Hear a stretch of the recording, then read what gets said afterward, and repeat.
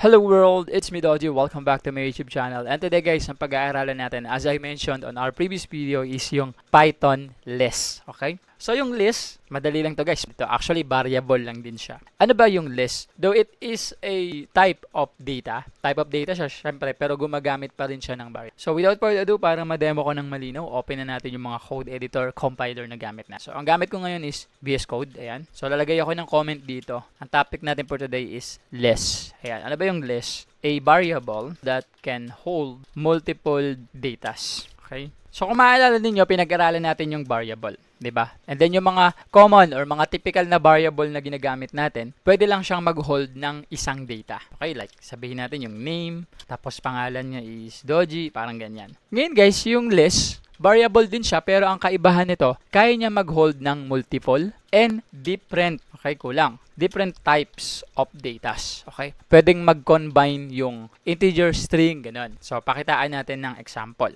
Pero bago yon, mention muna natin ano yung mga characteristics or katangian ng isang list na data types. So, data types kasi, kumbaga, ano siya, it's a form of data types. Pero yung list, kung saan siya nilalagay, it's a variable. Parang ganun lang din, di ba? Yung variable, lalagyan na siya, pero meron din siyang data types, depende kung ano yung nakalagay sa loob. So, ganun lang din yung concept. Ang kaibahan lang talaga itong list, marami siyang kayang i-hold na value. So, ito na nga, yung isa sa mga katangian ni list, kaya niyang mag-hold ng multiple and different datas all at once. Okay?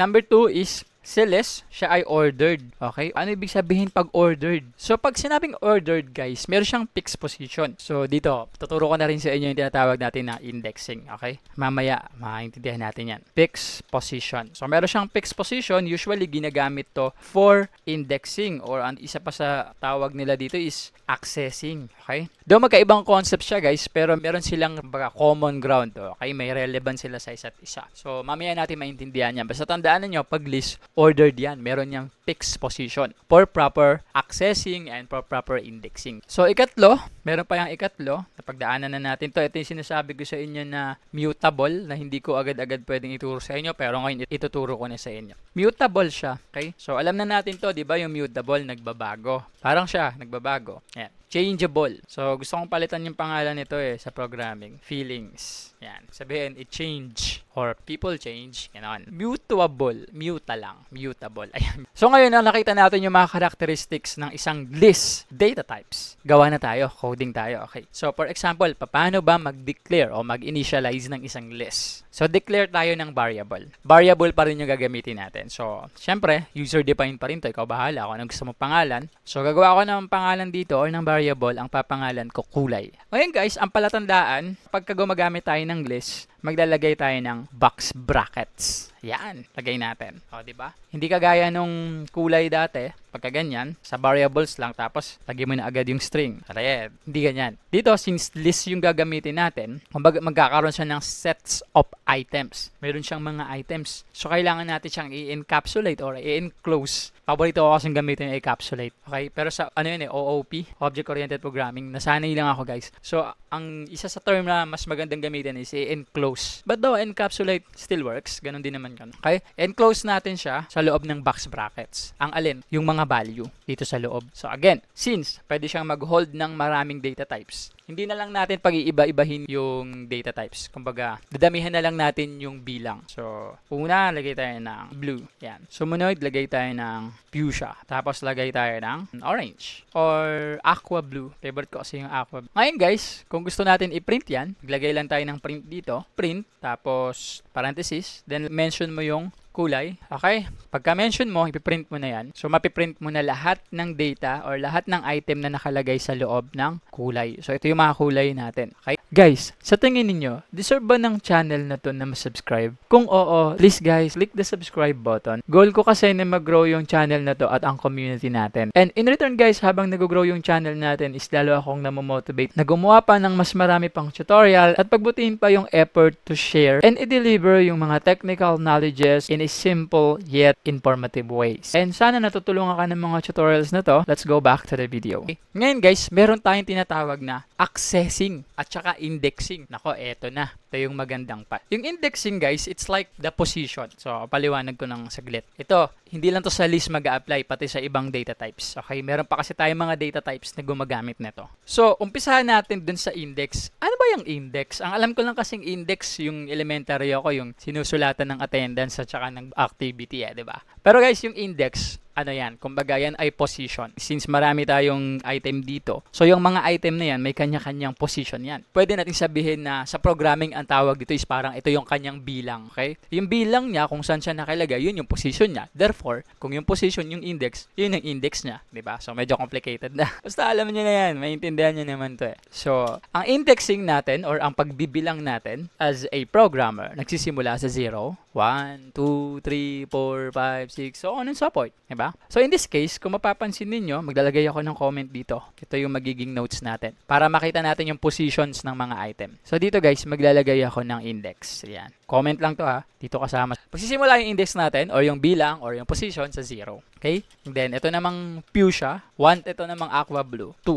Okay, sa programming guys, yung ikatlo, hindi yun number 3. Yun ay number 2 kasi nagsisimula ang bilang ng programmer sa 0. Okay, ang tawag dyan is index or indexing. Ngayon, para saan naman yan? Ba't kailangan pa ng index pa? O kasi kailangan natin gamitin yan dito sa ikalawang pag-uusapan natin, yung accessing. Okay? So, syempre, dahil marami yan, maraming items sa loob ng isang variable or ng list, kailangan alam mo paano i-access specifically. Diba? Kung ano yung kailangan. Kailangan mo pala si aqua blue. Paano mo siya ma-access? Nakalagay lang siya sa isang basket. O di dapat alam mo, ipipik ko to. Ganyan. Gusto ko yung aqua blue. Ano yung method? O yung tinatawag na accessing. Nakuha ninyo. So yung accessing, access items inside list using index. Ganon guys, okay? So ginagamit ni access yung index, yung bilang, para ma-access niya yung specific na item na gusto niya. So nagkaroon na kayo ng idea. So ngayon, anong patunay? For example, dito guys, okay? Sa print natin. Doon pinrint natin guys, nakuha natin to. Nakuha natin lahat kasi pinrint mo yung entire list. Ang gusto ko lang i-print yung fuchsia lang eh. Yan lang yung gusto ko i-print. O ano bang index number niya? 1. Paano ngayon yan?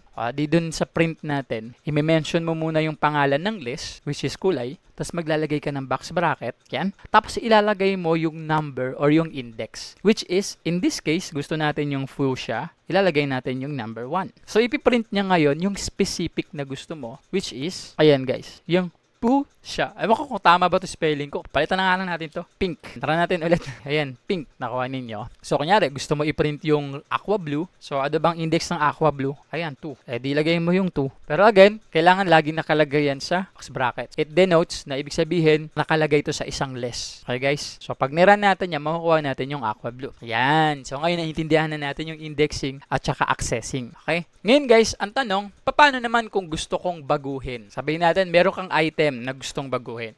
Gusto ko palitan si aqua blue ng violet or purple. So, lagay tayo ng notes. Modify. Ayan. Gusto ko i-modify. Ang alin? Gusto ko i-modify si aqua blue. Gusto ko siyang gawing purple. Anong code ang gagamitin natin dyan? So, ganito guys. Ito yung code na gagamitin natin. First, kailangan mong i-mention yung variable or yung list variable. Diba? Yung variable name, which is kulay. Yan. Tapos, maglalagay ka ngayon ng box brackets. Tapos, i-mention mo kung ano yung index ng item na gusto mong palitan, which is si aqua blue. So, number 2 siya. Palitan natin. Yan 2. Tapos, maglalagay ka ng equals. Kumbaga, i-reassign mo bagong value. Ito ang gusto ko ipalit sa kanya. Purple. Nalagay natin sa string kasi string yung purple. Ayan. So, yan yung gagamitin natin, guys. Ngayon, kakopy ko na lang yan, ha. Lalagay natin dito bago mag-print. Para pag pinrint natin, napalitan na yung value. Okay? Lagay ko dito. Ayan, guys. So, dito makita ninyo, ang goal natin is to modify. Lagay tayo yan. Modify or change. Diba? Bakit change? Kasi guys, mutable. Ayan, nakita ninyo. Nagbabago or changeable. Pwedeng palitan yung mga value. So, papalitan ko si aqua blue. Okay? Ngayon, paano ko siya papalitan? Mention mo yung pangalan ng list or yung variable. Lagay ka ngayon ng index kung anong position, which is yung number. And then, ilagay mo ngayon equals ano yung bagong value na gusto mo. Okay? So, this time guys, pag pinrint ko ngayon si 2, print muna natin lahat. Print muna natin yung entire list. So, dapat hindi na aqua blue yan. Dapat purple na yan. So, iraran ko. Ayan, nakita ninyo, naging purple na yung aqua blue. So, ito yung ginagamit natin for modification. Tandaan nyo yung principle ha. Ayan yun. Yan yung code na ginagamit natin. Paano naman kung gusto ko magdagdag?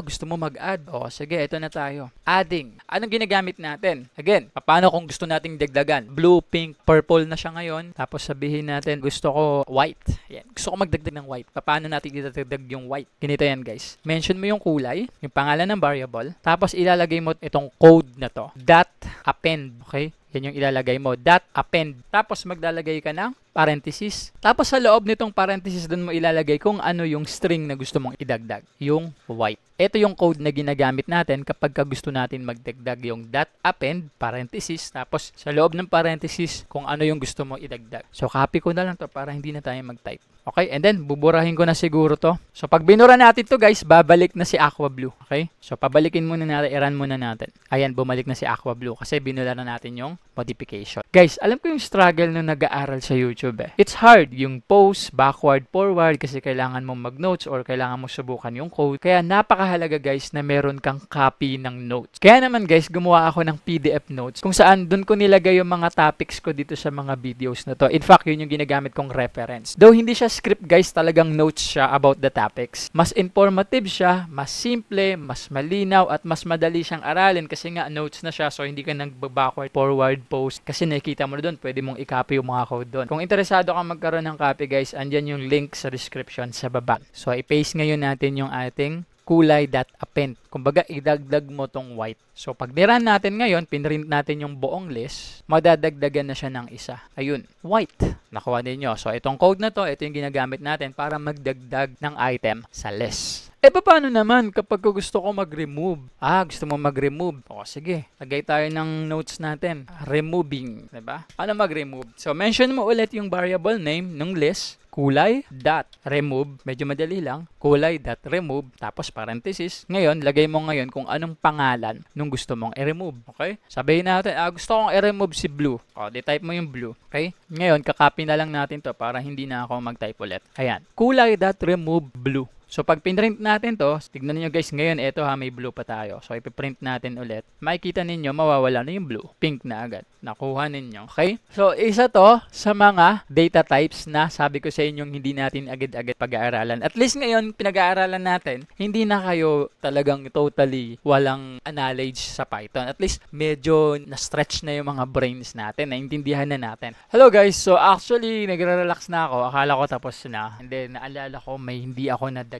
Okay, nakalimutan kong i-mention dun sa list. So, ito. Buti na hindi ko nabura yung natin, sample natin. So, isa pala sa katangian guys ng list, dagdag ko lang, is duplicates. Yan, nawala sa isip ko eh. Wala kasi akong sinusundang script. Ito lang. Hindi ako nag-i-script. So, isa sa mga katangian ng list guys is pwede siyang mag-contain ng duplicates. Ayan. Paano yon? For example, ganito. Di ba yung aqua blue natin? Ayan. Pwede tayong maglagay pa ng isa pang aqua. So, wala tayong error na makukuha. In fact, pag niran natin to, makikita natin na magkakaroon tayo ng dalawang aqua blue. Ayan. Aqua blue, aqua blue. Nakuha ninyo? So, isa sa mga katangian ng list is pwede siyang mag-contain ng duplicate na items. Yung sunod kasing pag-aaralan natin, kaya ako lang din na-recall, yung sets is bawal siya sa duplicate. So, doon natin na-explore. Okay? So, yan lang. Dagdag ko lang para kumpleto. Though hindi pa naman talaga yan yung kabuang gamit, no? Marami pa tayong pwedeng gawin sa list. Okay, pero as a fundamentals, mahalaga na alam din natin yun. Na pwede pala mag-duplicate o pwede. Okay guys?